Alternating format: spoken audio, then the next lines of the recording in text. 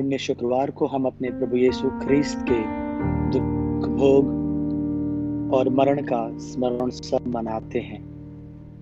उस दिन उन्होंने कलवारी पर बलिदान द्वारा हमको पाप और अनंत दंड से मुक्त किया था।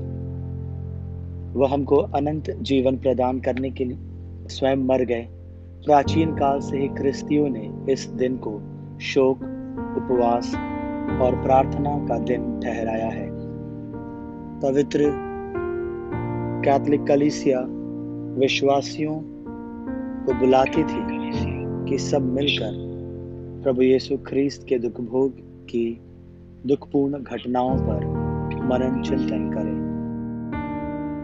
लाल वस्त्र पहनकर याजक, उपयाजक आदि पवित्र वेदी की ओर बढ़ते हैं। वेदी की सीढ़ी पर दंडवत करके वे मौन प्रार्थना करते हैं। आइए हम पुण्य शुक्रवार की धर्म विधि प्रभु यीशु के दुख भोग का स्मरण मनाने के लिए अपने आप को तैयार करें।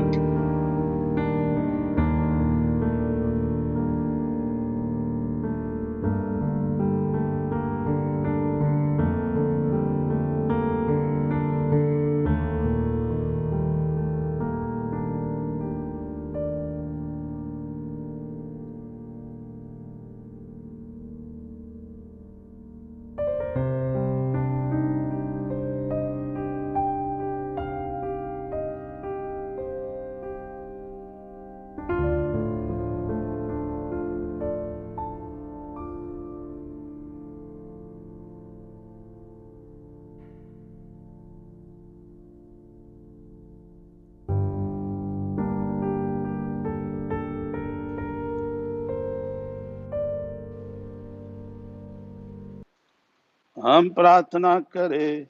हे ईश्वर, आदि पाप के कारण सभी मनुष्य मृत्यु के वश में थे, वह तूने अपने पुत्र के दुख भोग द्वारा हमारा उद्धार किया है।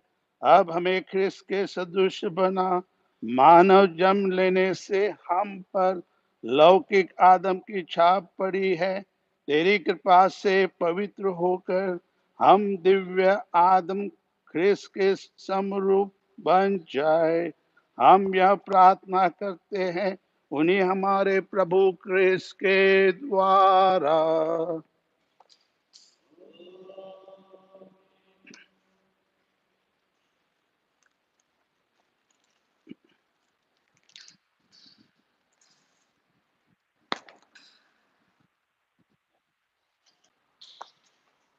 पहला पाठ नबी ईसायास का ग्रंथ।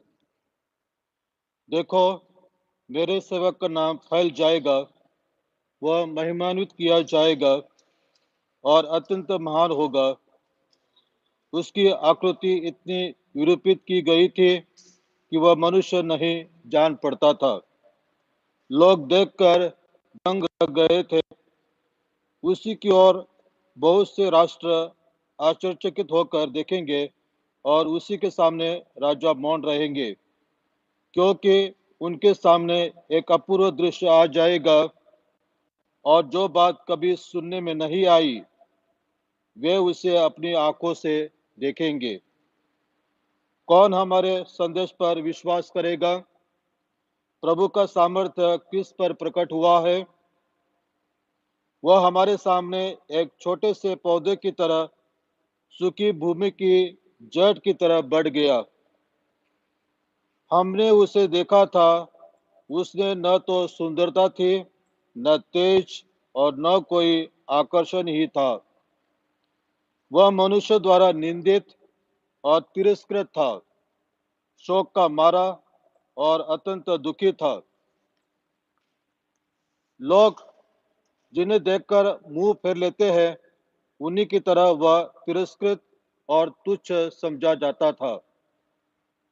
परंतु वह हमारे ही रोगों को अपने ऊपर लेता था और हमारी दुखों से लदा हुआ था, और हम उसे दंडित, ईश्वर का मारा हुआ और तिरस्कृत समझते थे। हमारे कुकर्मों के कारण वह कुचला दिया गया है। वह दंड वह भोगता था, उसके द्वारा हमें शांति मिली है और उसके घावों द्वारा हम भले चंगे हो गए हैं। हम सब अपना अपना रास्ता लेकर भेड़ों की तरह भटक रहे थे। उसी पर प्रभु ने हम सबों के पापों का भार डाल दिया। वह अपने पर किया हुआ अत्याचार धैर्य से सहता गया और चुप रहा। वध के लिए ले जाए जाने वाले मेमने की तरह और उन कतरने वालों के सामने चुप रहने वाली भेड़ की तरह उसने अपना मुंह नहीं खोला। वे उसे बंदीगृह और अदालत ले गए, कोई भी उसकी परवाह नहीं करता था। वह जीवितों के बीच में से उठा लिया गया है। यद्यपि उसने कोई अन्याय नहीं किया था और उसके मुंह से कभी छल कपट की बात नहीं निकली थी, फिर भी उसकी कब्र विधर्मियों के बीच बनाई गई और वह पापियों के साथ दफनाया गया है। प्रभु ने चाहा कि वह दुख से रौंदा जाए। उसने प्रायश्चित रूप में अपना जीवन अर्पित किया, इसलिए उसका वंश बहुत दिनों तक बना रहेगा और उसके द्वारा प्रभु की इच्छा पूरी होगी। वह अपने दुखों का परिणाम देखकर संतुष्ट होगा। उसने दुख सहकर जिन लोगों का अधर्म अपने ऊपर लिया था, वह उनके पापों से मुक्त करेगा। इसलिए मैं उसे विरासत के रूप में बहुतों को प्रदान करूंगा और वह शक्तिशाली राजाओं के साथ लूट का माल बांट लेगा, क्योंकि उसने बहुतों के अपराध अपने ऊपर लेते हुए और पापियों के लिए प्रार्थना करते हुए अपने को बलि चढ़ा दिया और उसकी गिनती कुकर्मे में हुई। यह प्रभु की वाणी है।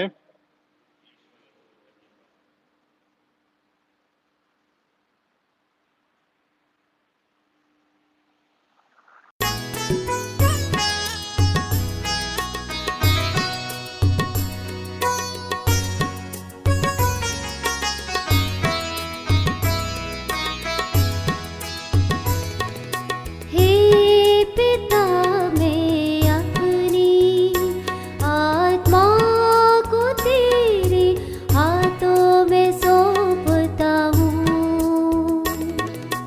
हे पिता मैं अपनी आत्मा को तेरे हाथों में सौंपता हूँ।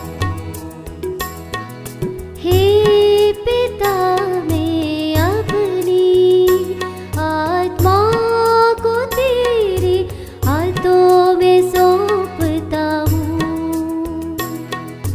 हे पिता मैं अपनी आत्मा को तेरे हाथों में सौंपता हूँ। हे प्रभु मैं तेरे शरण में आया हूँ, मुझे कभी निराश न होने दे। तू सत्य प्रतिज्ञ है, मेरा उद्धार कर। मैं अपनी आत्मा को तेरे हाथों में सौंप देता हूँ, तू मेरा उद्धार कर। हे पिता मैं अपनी आत्मा को तेरे हाथों में सौंपता हूँ। हे पिता मैं अपनी आत्मा को तेरे हाथों में सौंपता हूँ। मेरे विरोधी मेरा उपहास करते हैं, मेरे पड़ोसी मुझसे घृणा करते हैं, मेरे परिचित मुझसे डर जाते हैं, जो मुझे रास्ते में देखते हैं वे भाग जाते हैं। मैं मुर्दे की तरह भुला दिया गया हूँ, टूटे घड़े की तरह फेंक दिया गया हूँ। हे पिता, मैं अपनी आत्मा को तेरे हाथों में सौंपता हूँ। हे पिता, मैं अपनी आत्मा को तेरे हाथों में सौंपता हूँ। हे प्रभु, तुझ पर ही मेरा भरोसा है। मैंने कहा तू ही मेरा ईश्वर है, तेरे ही हाथों मेरा भाग्य है। शत्रुओं और अत्याचारियों से मुझे बचा।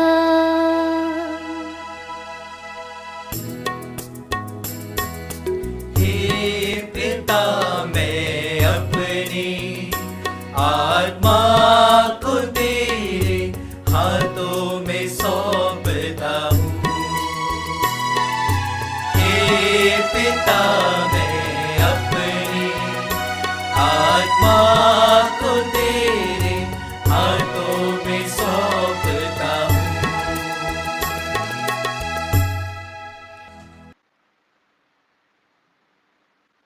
दूसरा पाठ, इब्रानियों के नाम पत्र। भाइयों, हमारे एक अपने महान सहायक है, अर्थात ईश्वर के पुत्र यीशु, जो स्वर्ग पहुंच गए हैं। इसलिए हम अपने विश्वास में दृढ़ रहें। हमारे महायाजक हमारी दुर्बलताओं में हमसे सहानुभूति रख सकते हैं, क्योंकि पाप को छोड़कर सभी बातों में हमारी ही तरह उनकी परीक्षा ली गई है। इसलिए हम भरोसे के साथ अनुग्रह के सिंहासन के पास जाएं, जिससे हमें दया मिल जाए और हम वह कृपा प्राप्त करें जो हमारी आवश्यकताओं में हमारी सहायता करेगी। यीशु ने इस पृथ्वी पर रहते समय पुकार पुकार कर और आंसू बहाकर ईश्वर से, जो उन्हें मृत्यु से बचा सकता था, प्रार्थना और अनुनय विनय की है। श्रद्धालुता के कारण उनकी प्रार्थना सुनी गई। ईश्वर का पुत्र होने पर भी उन्होंने दुख सहकर आज्ञा पालन सीख लिया। वह पूर्ण रूप से सिद्ध बनकर उन सबों के लिए आनंद मुक्ति का स्रोत बन गए जो उनकी आज्ञाओं का पालन करते हैं। यह प्रभु की वाणी है। उनको धन्यवाद।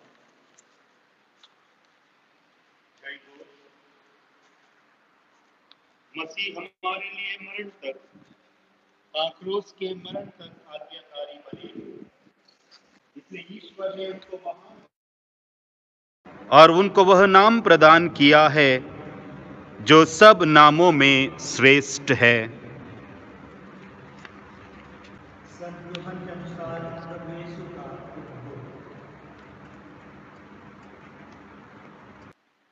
यीशु अपने शिष्यों के साथ किद्रोन नाले के उस पार गए। वहां एक बारी थी उन्होंने अपने शिष्यों के साथ उसमें प्रवेश किया। उनके विश्वासघाती यूदस को भी वह जगह मालूम थी, क्योंकि यीशु अक्सर अपने शिष्यों के साथ वहां गए थे। इसलिए यूदस पलटन और महायाजकों तथा फरीसियों के भेजे हुए प्यादों के साथ वहां पहुंचा। वे लोग लालटेनें, मशालें और हथियार लिए थे। यीशु यह जानकर कि मुझ पर क्या-क्या बीतेगी, आगे बढ़े और उनसे बोले। किसे ढूंढते हो? उन्होंने उत्तर दिया, यीशु ने उनसे कहा, मैं ही हूँ। वहां उनका विश्वासघाती यूदस भी उन लोगों के साथ खड़ा था। जब यीशु ने उनसे कहा, मैं ही हूं, तो वे पीछे हटकर भूमि पर गिर पड़े। यीशु ने उनसे फिर पूछा। किसे ढूंढते हो? वे बोले। इस पर यीशु ने कहा, मैं तुम लोगों से कहा चुका हूँ कि मैं ही हूँ। यदि तुम मुझे ढूंढते हो तो उन्हें जाने दो। यह इसलिए हुआ कि उनका यह कथन पूरा हो जाए, तूने जिन्हें मुझे सौंपा है, मैं उनमें से एक का भी सर्वनाश नहीं होने दिया। उस समय सिमोन पेतरुस ने अपनी तलवार खींच ली और प्रधान याजक के नौकर पर चलाकर उसका दाहिना कान उड़ा दिया। उस नौकर का नाम मलकुस था। यीशु ने पेतरुस से कहा, तलवार नाम में कर लो। जो प्याला पिता ने मुझे दिया है, क्या मैं उसे नहीं पीऊं? तब पलटन, कप्तान और यहूदियों के प्यादों ने यीशु को पकड़कर बांध लिया। वे उन्हें पहले अन्नास के यहाँ ले गए, क्योंकि वह उस वर्ष के प्रधान याजक कैफस का ससुर था। यह वही कैफस था जिसने यहूदियों को यह परामर्श दिया था, अच्छा यही है कि राष्ट्र के लिए एक ही मनुष्य मर जाए। सिमोन पेतरुस और एक दूसरा शिष्य यीशु के पीछे पीछे चले। यह शिष्य प्रधान याजक का परिचित था और यीशु के साथ प्रधान याजक के प्रांगण में चला गया, किंतु पेतरुस फाटक के पास बाहर खड़ा रहा। इसलिए वह दूसरा शिष्य, जो प्रधान याजक का परिचित था, फिर बाहर गया और द्वारपाली से कहकर पेतरुस को भीतर ले आया। द्वारपाली ने पेतरुस से कहा, उसने उत्तर दिया, जाड़े के कारण नौकर और प्यादे आग सुलगाकर ताप रहे थे। पेतरुस भी उनके साथ आग तापने लगा। प्रधान याजक ने यीशु से उनके शिष्यों और उनकी शिक्षा के विषय में पूछा। यीशु ने उत्तर दिया, मैं संसार के सामने प्रकट रूप से बोला हूँ। मैं सदा सभागृह और मंदिर में, जहाँ सब यहूदी एकत्र हुआ करते हैं, शिक्षा दी है। मैंने गुप्त रूप से कुछ नहीं कहा। यह आप मुझसे क्यों पूछते हैं? उनसे पूछ लीजिए जिन्होंने मेरी शिक्षा सुनी है। वे जानते हैं कि मैंने क्या कहा। इस पर पास खड़े प्यादों में से एक ने यीशु को थप्पड़ मारकर कहा, तुम प्रधान याजक को इस तरह जवाब देते हो? यीशु ने उससे कहा, यदि मैंने गलत कहा तो गलती बता दो, और यदि ठीक कहा तो मुझे क्यों मारते हो? इसके बाद अन्नास ने बांधे हुए यीशु को प्रधान याजक कैफस के पास भेज दिया। सिमोन पेतरुस उस समय आग ताप रहा था। कुछ लोगों ने उससे कहा, उसने अस्वीकार करते हुए कहा। प्रधान याजक का एक नौकर उस व्यक्ति का संबंधी था जिसका कान पेतरुस ने उड़ा दिया था। उसने कहा, क्या मैंने तुमको उसके साथ बारी में नहीं देखा था? पेतरुस ने फिर अस्वीकार किया और उसी क्षण मुर्गे ने बांग दी। तब वे यीशु को कैफस के यहाँ से राज्यपाल के भवन ले गए और भोर हो गया था। उन्होंने इसलिए भवन में प्रवेश नहीं किया कि वे अशुद्ध न हो जाएं, बल्कि पास्का का मेमना खा सके। पिलातुस बाहर आकर उनसे मिला और बोला, आप लोग इस मनुष्य पर कौन सा अभियोग लगाते हैं? उन्होंने उत्तर दिया, यदि यह उबर नहीं होता, नहीं किया होता। पिलातुस ने उनसे कहा, आप लोग इसे ले जाइए और फिर बाहर गया और यहूदियों के पास आकर उसने यीशु ने उत्तर दिया। सत्य क्या है? वह यह कहकर फिर बाहर गया और यहूदियों के पास आकर उनसे कहा। सत्य क्या है? और फिर उनसे कहा, मैं तो उसमें कोई भी दोष नहीं पाता हूँ, लेकिन तुम्हारे लिए पास्का के अवसर पर एक बंदी को रिहा करने की प्रथा है। क्या तुम लोग चाहते हो कि मैं तुम्हारे लिए यहूदियों के राजा को रिहा कर दूं?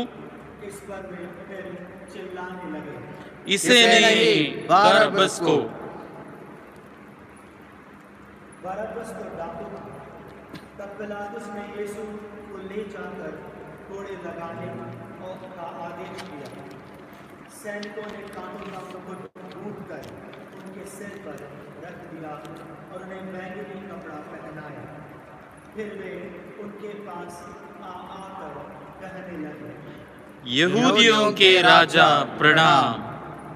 और वे उन्हें थप्पड़ मार के जाते थे। पिलातुस ने फिर बाहर जाकर लोगों से कहा, देखो, मैं उसे तुम लोगों के सामने बाहर ले आता हूँ, जिससे तुम यह जान लो कि मैं उसमें कोई भी दोष नहीं पाता हूँ।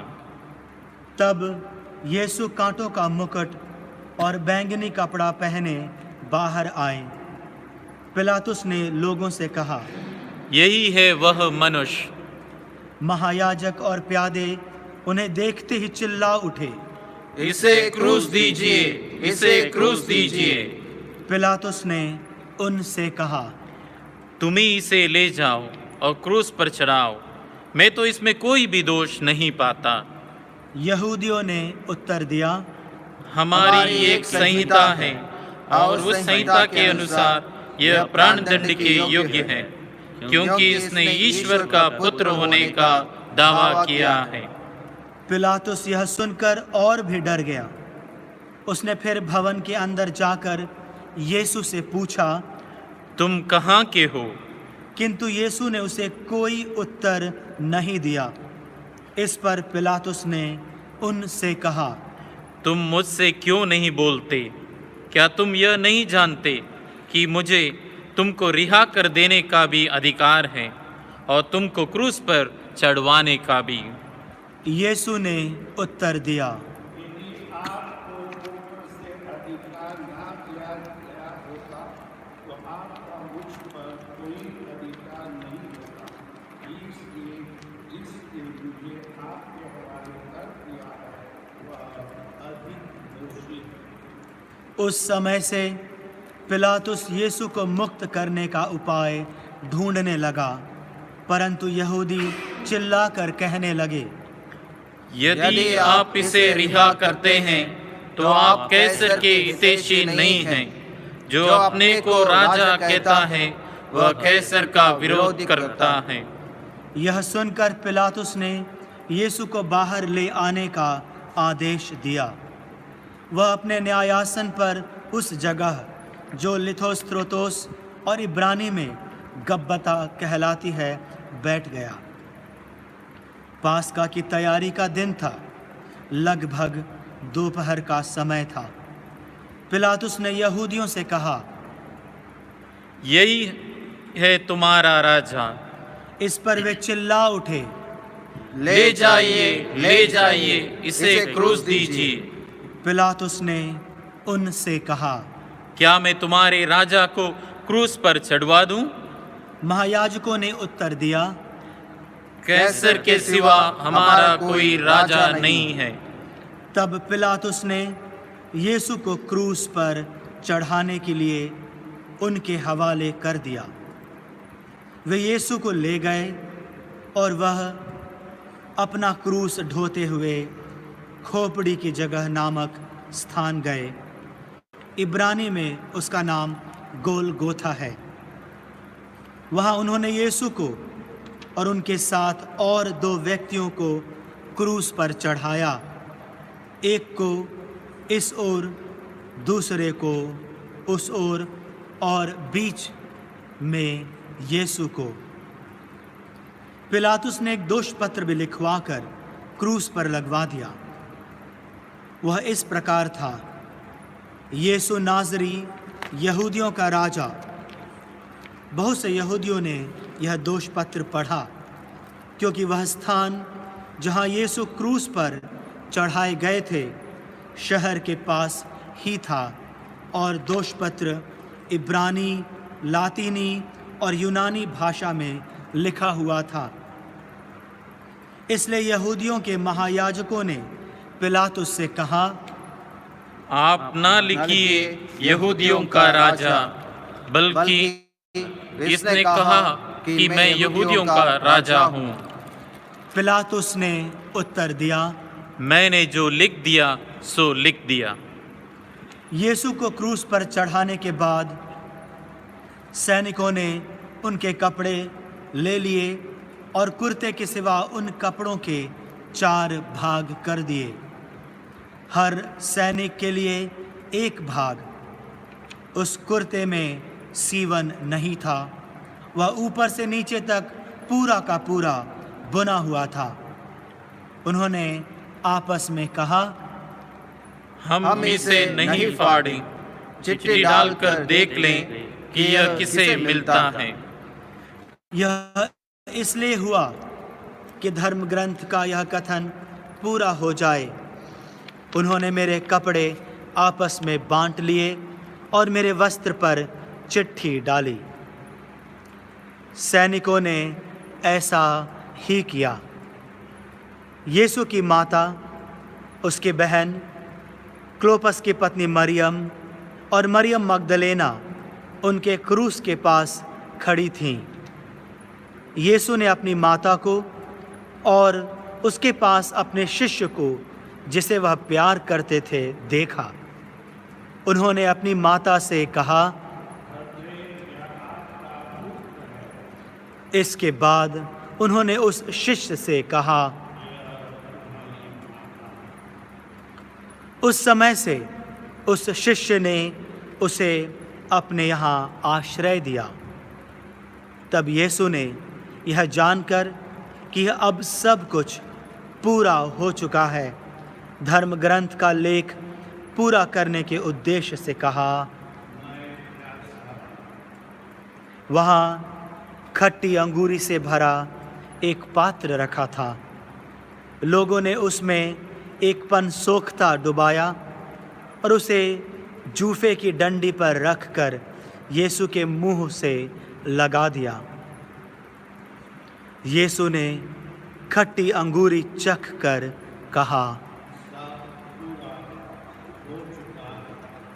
और सिर झुकाकर प्राण त्याग दिए।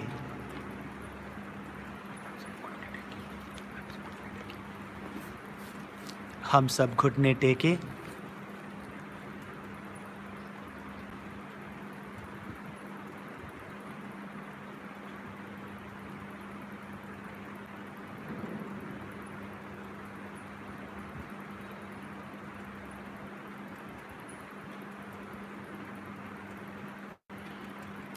वह तैयारी का दिन था। यहूदी यह नहीं चाहते थे कि शव विश्राम के दिन क्रूस पर रह जाए, क्योंकि उस विश्राम के दिन बड़ा त्योहार पड़ता था। उन्होंने पिलातुस से निवेदन किया कि उनकी टांगें तोड़ दी जाएं और शव हटा दिए जाएं। इसलिए सैनिकों ने आकर यीशु के साथ क्रूस पर चढ़ाए हुए पहले व्यक्ति की टांगें तोड़ दी, फिर दूसरे के भी। जब उन्होंने यीशु के पास आकर देखा कि वह मर चुके हैं, तो उन्होंने उनकी टांगें नहीं तोड़ी, लेकिन एक सैनिक ने उनकी बगल में भाला मारा और उसमें से तुरंत रक्त और जल बह निकला। जिसने यह देखा है वही इसका साक्ष्य देता है, और उसका साक्ष्य सच्चा है। वह जानता है कि मैं सच बोलता हूँ, जिससे आप लोग भी विश्वास करें। यह इसलिए हुआ कि धर्म ग्रंथ का यह कथन पूरा हो जाए, उसकी एक भी हड्डी नहीं तोड़ी जाएगी। फिर धर्म ग्रंथ का एक दूसरा कथन इस प्रकार है, उन्होंने जिसे छेदा है वे उसी की ओर देखेंगे। इसके बाद अरिमथिया के यूसुफ ने, जो यहूदियों के भय के कारण यीशु का गुप्त शिष्य था, पिलातुस से यीशु का शव ले जाने की अनुमति मांगी। पिलातुस ने अनुमति दे दी। इसलिए यूसुफ आकर यीशु का शव ले गया। निकोदेमुस भी पहुंचा, जो पहले रात को यीशु से मिलने आया था। वह लगभग 50 सेर का गंधरस और अंगूर का सम्मिश्रण लाया। उन्होंने यीशु का शव लिया और यहूदियों की दफन की प्रथा के अनुसार उसको सुगंधित द्रव्यों के साथ छालटी की पट्टियों में लपेटा। जहाँ यीशु क्रूस पर चढ़ाए गए थे, वहाँ एक बारी थी और उस बारी में एक नई कब्र, जिसमें अब तक कोई भी नहीं रखा गया था। उन्होंने यीशु को वहीं रख दिया, क्योंकि वह यहूदियों के लिए तैयारी का दिन था और वह कब्र निकट ही थी।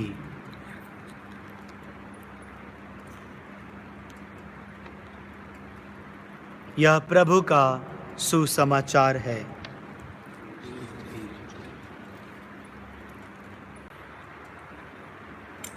प्रभु क्रिस्त में मेरे प्यारे भाई और बहनों, आज के इस दिन को हम गुड फ्राइडे के नाम से पुकारते हैं और सभी लोग गुड फ्राइडे के नाम से ही इसे पुकारते हैं। सवाल यह है कि यदि ईश्वर का इकलौता पुत्र क्रूस पर आज के दिन, आज ही के शुक्रवार के दिन मर गया, तो इसमें अच्छाई क्या है? What is the goodness in this? हम इसे क्यों गुड फ्राइडे कहते हैं? यदि एक सवाल हमारे मन में उठता है तो इसका जवाब भी हमें धर्म ग्रंथ देता है। यूहन्ना का सुसमाचार अध्याय 3 पद संख्या 13 से 17 तक प्रभु यीशु ने अपने ही विषय में लोगों को, अपने शिष्यों को समझाया था। यूहन्ना का सुसमाचार अध्याय 3 पद संख्या 13, मानव पुत्र स्वर्ग से उतरा है, उसके सिवा कोई भी स्वर्ग नहीं पहुंचा। जिस तरह मूसा ने मरुभूमि में सांप को ऊपर उठाया था, उसी तरह मानव पुत्र को भी ऊपर उठाया जाना है, जिससे जो उसमें विश्वास करता है वह अनंत जीवन प्राप्त करे। जी हाँ मेरे प्यारे भाई और बहनों, जिस प्रकार मूसा ने मरुभूमि में उस कांसे के सांप को ऊपर उठाया था और जितने लोगों को वो जहरीला सांप काटा था, उसके बाद जो मरने पर थे, जिन्होंने भी उस पीतल के सांप को देखा, वे सब के सब चंगे हो गए।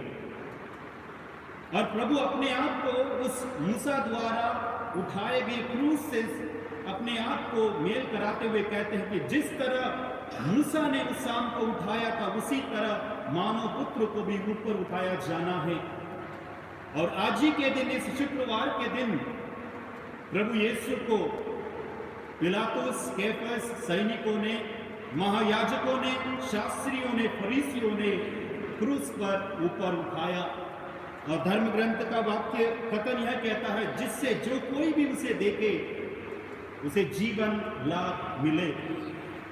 जी हाँ मेरे प्यारे भाई और बहनों, इस क्रूस के द्वारा हमें जीवन मिला है। और उसके बाद संत योहन का सुसमाचार अध्याय 3:16 में, जो हम में से हर एक ख्रिस्तियों को ये वचन भली भांति याद है। भले ही हमें धर्म ग्रंथ का और कोई कथन याद ना हो, लेकिन यह वाक्य योहन का सुसमाचार अध्याय 3 पद संख्या 16 हम सभी को याद है। और वह इस प्रकार है, ईश्वर ने संसार को इतना प्यार किया कि उसके लिए उसने अपने इकलौते पुत्र को अर्पित कर दिया।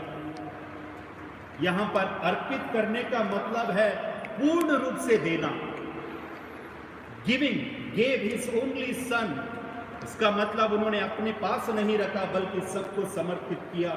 और आज ही के दिन, आज ही के शुक्रवार के दिन, पिता परमेश्वर ने जैसे अपने पुत्र को सारी मानव जाति के लिए समर्पित किया, पुत्र ने अपने आप को पिता के हवाले समर्पित कर दिया। और आगे संत योहन का सुसमाचार हमसे कहता है कि किसी का भी सर्वनाश ना हो, बल्कि हर एक को जीवन मिले। और योहन का सुसमाचार 3:17 कहता है, ईश्वर ने अपने पुत्र को संसार के लिए इसलिए नहीं भेजा कि वह संसार को दोषी ठहराए, कि प्रभु की मृत्यु उनके हाथ में नहीं, बल्कि परम पिता परमेश्वर की आदि योजना थी। जिस प्रकार नबियों ने अपनी नबूवत में कहा था कि एक कुंवारी गर्भवती होगी, एक पुत्र प्रसव करेगी और उसका नाम इम्मानुएल रखा जाएगा, और वो सत्य साबित हुआ।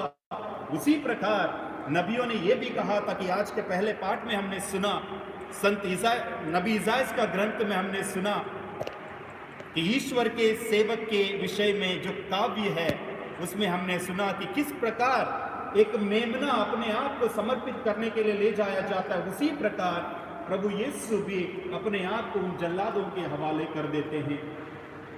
शायद इसमें शास्त्री और फरीसी लोग, महायाजक लोग अपनी ही जीत को मना रहे थे, लेकिन वो ये भूल गए हैं कि यहाँ पर ईश्वर की योजना को उन्होंने चाहे सार्थक रूप से उन्होंने उसको सही प्रमाणित किया है। तो आज का यह पर्व, आज का यह दिन गुड फ्राइडे हमारे जीवन में कितना महत्व रखता है। एक पल्ली में एक धर्मी परिवार था। उस परिवार में माता पिता और उनका इकलौता जवान बेटा था। और यह परिवार पल्ली के हर एक काम में पल्ली पुरोहित का साथ देते थे, हर एक कार्यक्रम में वो बढ़ चढ़कर भाग लेते थे। लेकिन एक दिन इन्हीं दंपतियों का जवान बेटा कुछ बीमारी के कारण मर गया। पूरा का पूरा वो परिवार बड़े दुख के संकट में छा गया। और वहां पर पल्ली पुरोहित जाते हैं, और तब उस जवान बेटे की मां इस पुरोहित से सवाल करती है, भलाई अच्छे लोगों के साथ बुरा क्यों होता है? हमने ऐसा कौन सा अपराध किया कि इसका दंड हमारे बेटे को मिला? और उस महिला ने उस पुरोहित से ये भी कहा, ईश्वर कहाँ है?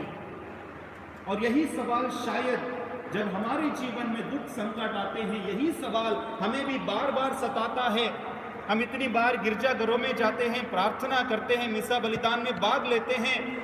जब हमारे जीवन में दुख आते हैं, तकलीफ आती है, मुसीबतें आते हैं, तब ईश्वर कहाँ है? क्या ऐसा कोई है हमारे बीच में से जो ये सवाल नहीं किया होगा, जब दुख संकट आते समय ईश्वर कहाँ है? ईश्वर क्यों नहीं जवाब देता है? ईश्वर क्यों नहीं बोलता है? हम ईश्वर की उपस्थिति पर संदेह प्रकट करते हैं।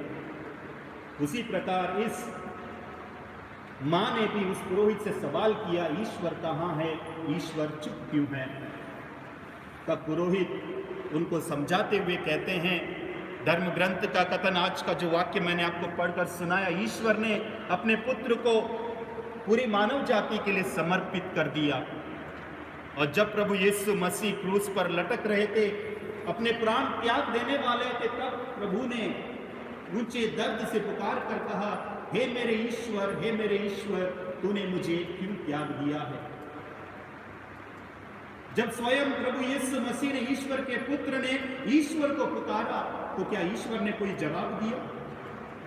वहां पर भी पिता परमेश्वर चुप था, क्योंकि उसकी योजना उसका पुत्र पूरा करने वाला था, उसको वो पूरा ही करना था। लेकिन उसके बाद प्रभु कहते हैं, हे पिता, मैं अपनी आत्मा को तेरे हाथों में समर्पित करता हूं, और सिर झुकाकर अपने प्राण त्याग दिए। ये बात सुनकर उस मां को थोड़ी दिलासा मिली। लेकिन प्यारे भाई और बहनों, आज के दिन हम सभी को मनन चिंतन करना है। हम बार बार ईश्वर की उपस्थिति पर सवाल क्यों उठाते हैं? दुनिया में हर जगह जो कोरोना वायरस कोविड-19 का कोहराम मचा हुआ है, हर कोई इस मृत्यु के तांडव से डर रहा है। जहां कहीं देखे मृत्यु ही मृत्यु नजर आती है। लोग यहां तक कि अपने घरों से बाहर जाना भी पसंद नहीं करते हैं, एक दूसरे को छूना पसंद नहीं करते हैं, अपने आप को कमरे में बंद रखना चाहते हैं, सोचते हैं कि बाहर जाएंगे तो कोरोना वायरस हम पर आक्रमण करेगा।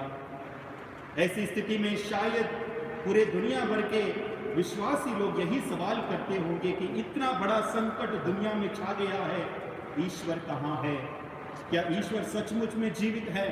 क्या ईश्वर सचमुच में जिंदा है?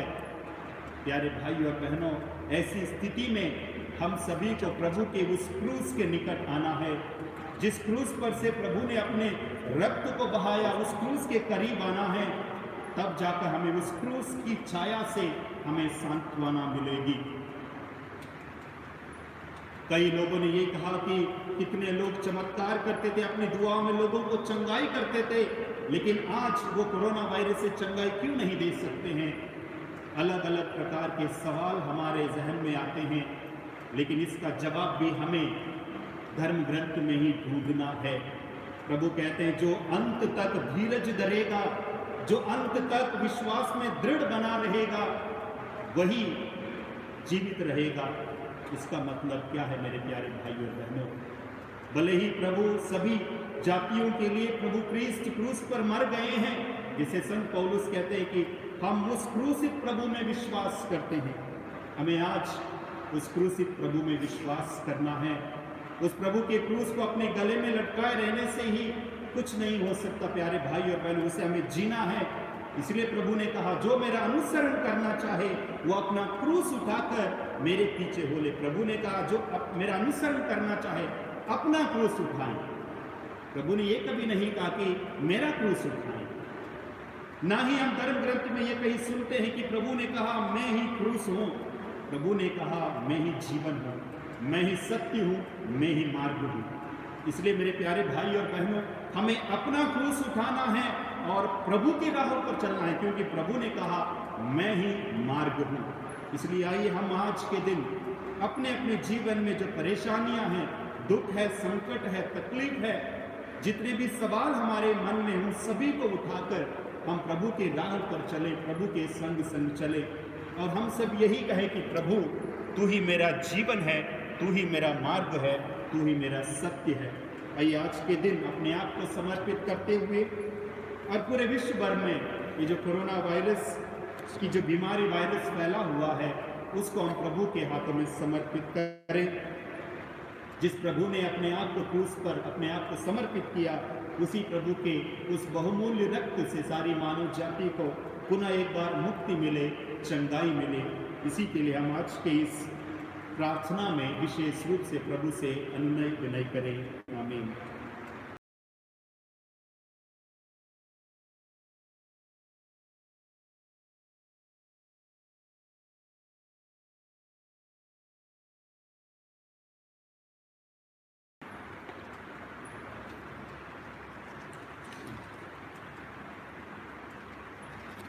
हम सब अपना विश्वास प्रभु के सामने प्रकट करें।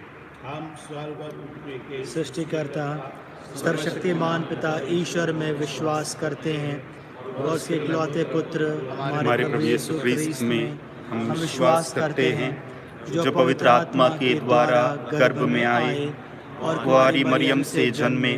उन्होंने पोंतियुस पिलातुस के शासन काल में दुख भोगा।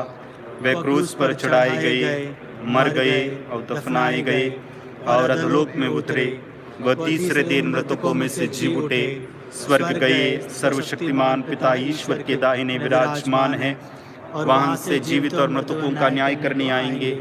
हम पवित्र आत्मा, पवित्र कैथोलिक कलीसिया, धर्मियों की सहभागिता, पापों की क्षमा, शरीर के पुनरुत्थान और अनंत जीवन में विश्वास करते हैं। आमीन।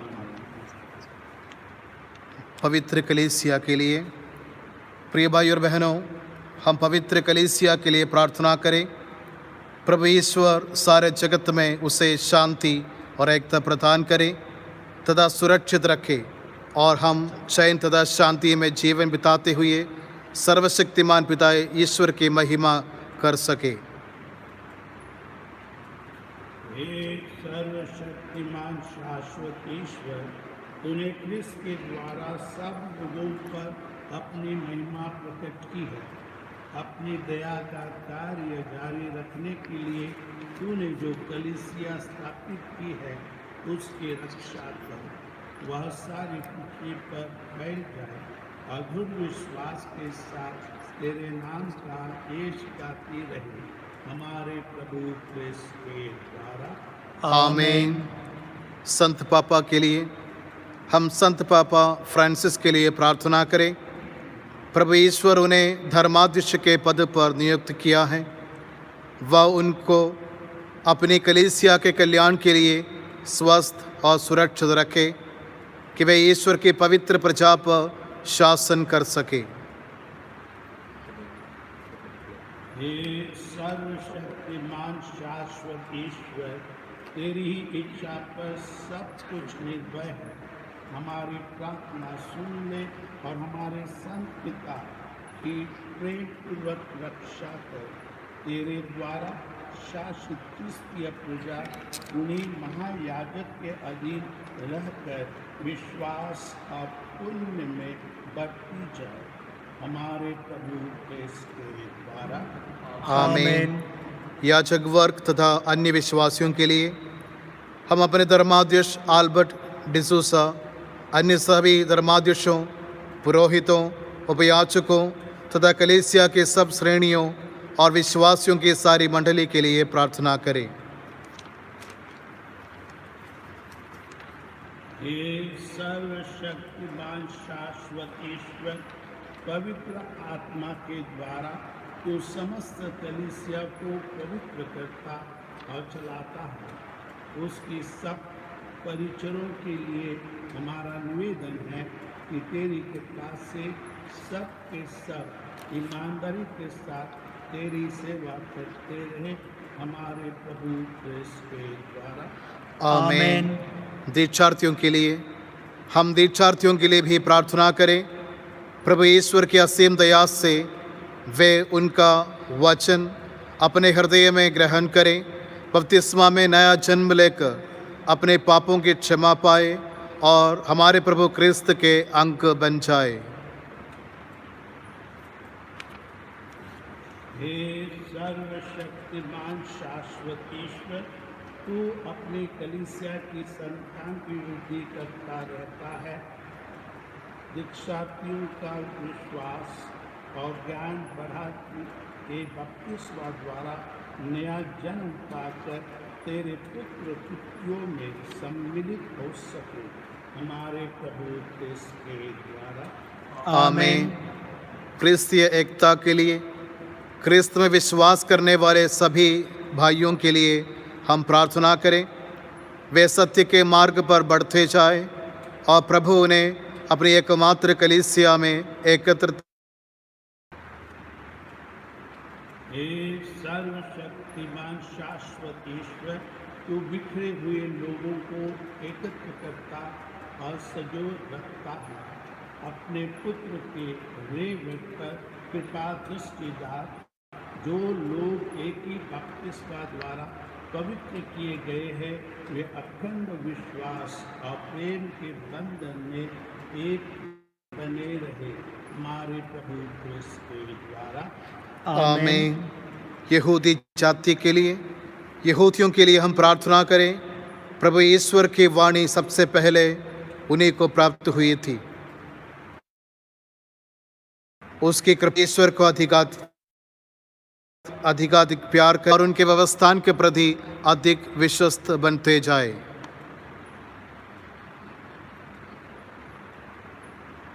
हे सर्वशक्तिमान शाश्वत ईश्वर, तूने इब्राहिम और उनकी संतान के लिए जो क्रिस्त में विश्वास नहीं करते, हम उन लोगों के लिए प्रार्थना करें जो क्रिस्त में विश्वास नहीं करते हैं। वे पवित्र आत्मा की ज्योति पाकर मुक्ति के मार्ग पर आगे बढ़े।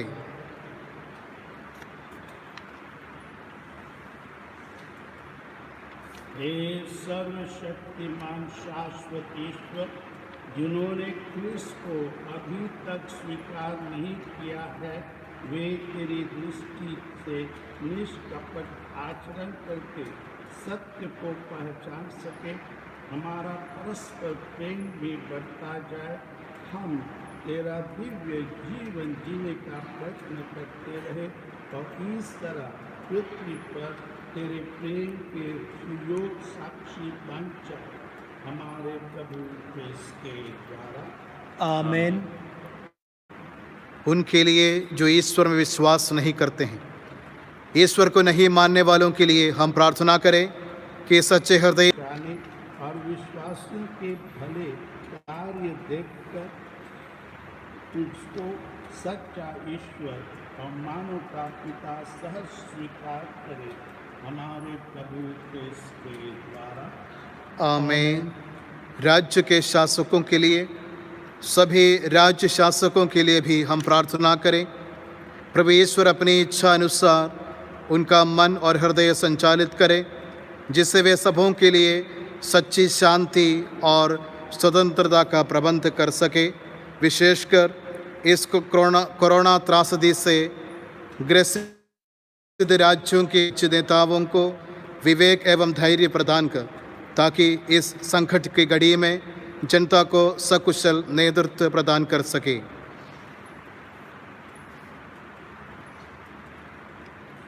एक सर्वशक्तिमान शाश्वत ईश्वर, सब मनुष्य के विचार और सब राष्ट्रों के अधिकार तेरी हाथों में है।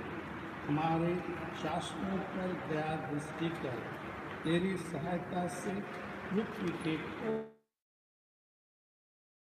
कोने कोने में राष्ट्र समृद्ध होते जाए और धर्म की स्वतंत्रता बनी रहे, और जो भी कोरोना वायरस से पिछड़े हुए हैं, पीड़ित है, उनकी वह सही हृदय से प्रेम से सेवा करते रहे और उनमें विश्वास और आस्था बनाए, हमारे प्रभु क्रिस्त के द्वारा। आमीन।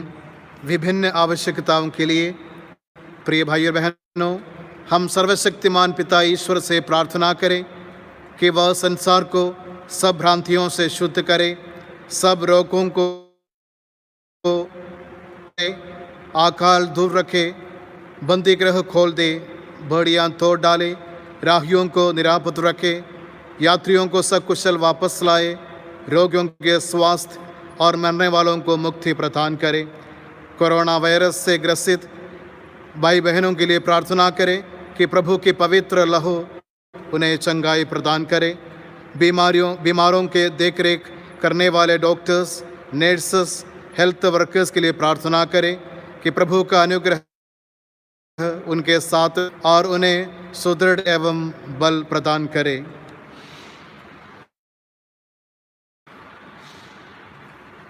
हे सर्वशक्तिमान शाश्वत ईश्वर, तू ही दुखियों को दिलासा और पीड़ितों को धीरज देता है। संकट में पड़े लोगों को दुहाई तेरे पास पहुँचे और सब के सब अपनी विपत्ति में तेरी दया का सहारा पाकर आनंद का अनुभव करे, हमारे प्रभु क्रिस्त के द्वारा। आमीन। अब हम पुण्य शुक्रवार के इस प्रभु यीशु के दुख भोग का स्मरण उत्सव में उनके शरीर के दुखित अंगों को देखेंगे। तो हम अपने पापों की याद करें।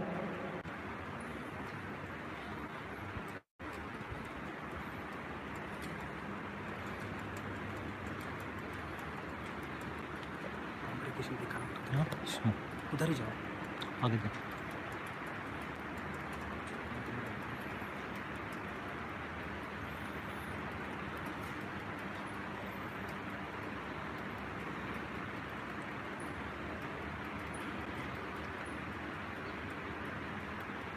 क्रूस के काट को देखिए, जिस पर संसार के मुक्तिदाता टंगे थे। आइए हम इसकी आराधना करें।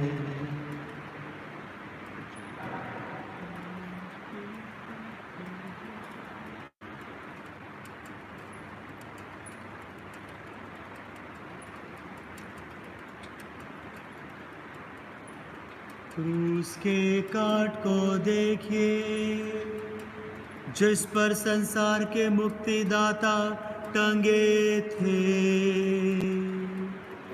आइए हम इसकी आराधना करें।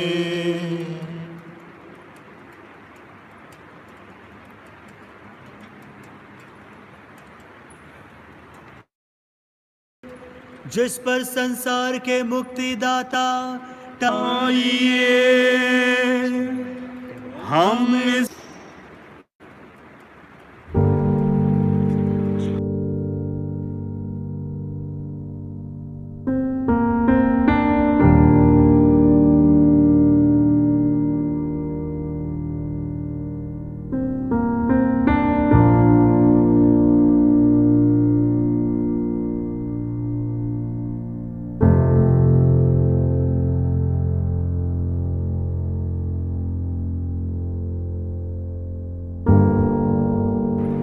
आज के पूजन विधि के तीसरे भाग में प्रवेश करने जा रहे हैं, जहां पर हम परम प्रसाद ग्रहण करेंगे।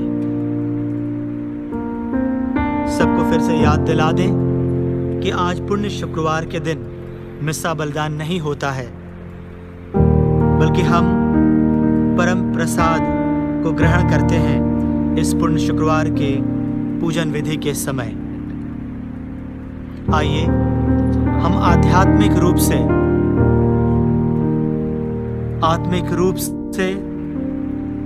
अपने मन में आंखें बंद करें और प्रभु को उस पूरी दिली तमन्ना से, उस पूरी इच्छा से उसको ग्रहण करने का प्रयास करें।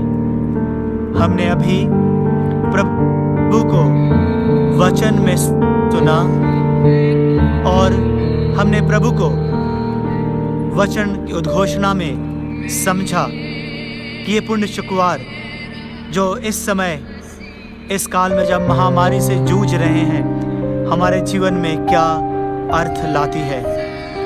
ये पुण्य शुक्रवार बहुत ही अलग है। इसलिए प्रिय क्रिस्त में प्यारे भाइयों और बहनों, बड़ी भक्ति से हम भले प्रभु को अपने हाथों में, अपने जिह्वा पर ग्रहण नहीं कर पा रहे हैं, लेकिन उस विश्वास की आंखों द्वारा, उस विश्वास के द्वारा आइए हम प्रभु को ग्रहण करें।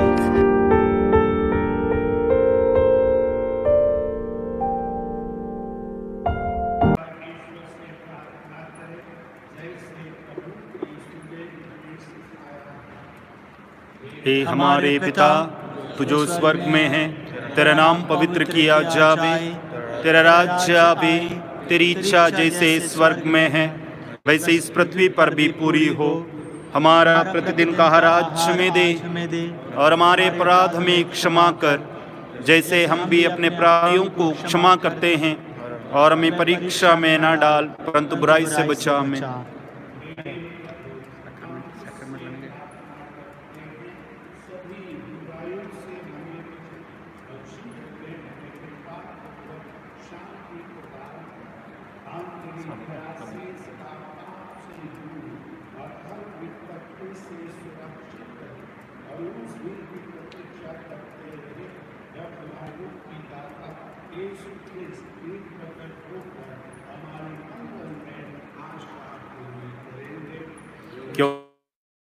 क्योंकि तेरा राज, अमर्त्य और तेरी महिमा अनंत काल तक बनी रहती है।